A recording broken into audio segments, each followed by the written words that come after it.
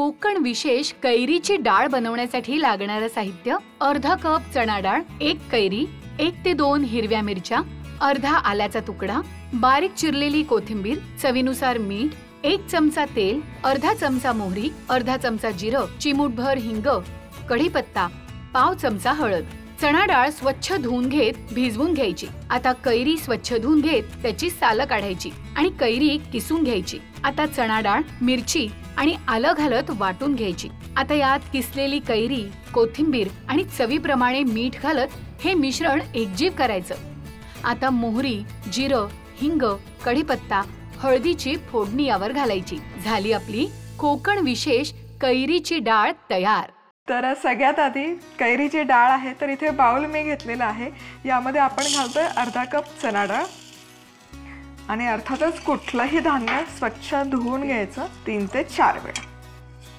डाळ स्वच्छ धुवून झाली की यामध्ये पुरेसं पाणी घालूयात आणि डाळ कमीत कमी 4 तास तरी भिजत घालायचं. तर इथे ही चणा डाळ मी एक साधारण 5 ते 6 तास छान भिजवून घेतली आहे आणि छान टपोरी झाली आहे, तुम्ही बघू शकाल. आता ही डाळ आपण बाजूला ठेवूयात आणि काय करायचं पुढे, कैरी मी स्वच्छ धुवून इथे पुसून घेतलेली आहे आणि याचं आपण साल काढून घेऊयात. साल काढून घेतली की कैरी आपण छान किसून घेणार आहोत.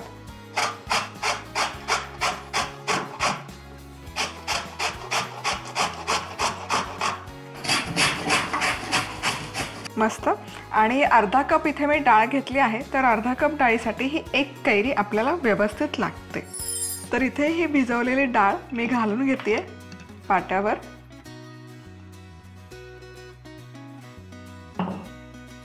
आता या डाळीवरच घालते हिरवी मिरची, साधारण 1-2 आणि आल्याचे तुकडे.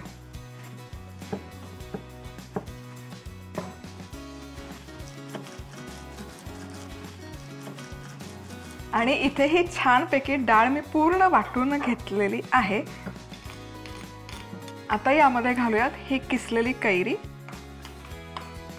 बारीक चिरलेली कोथिंबीर आणि मीठ चवीनुसार. आणि हे आता छान आपण एकजीव करून घेऊयात.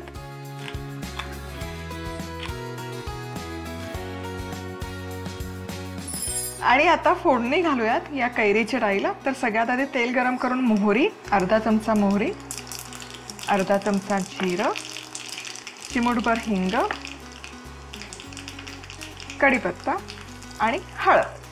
मस्त अशी खमंग फोडणी करून घ्यायची.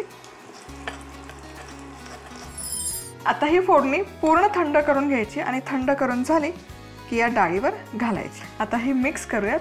पण शक्यतो जर तुम्हाला ही डाळ जास्त वेळ टिकवायची असेल तर पूर्ण थंड फोडणीच यामध्ये घाला, म्हणजे डाळ पटकन आंबूस होत नाही किंवा खराब नाही होत. आता हे मिक्स करूयात आणि इथे आपली मस्त अशी चटपटीत कैरीची डाळ बनवून तयार आहे.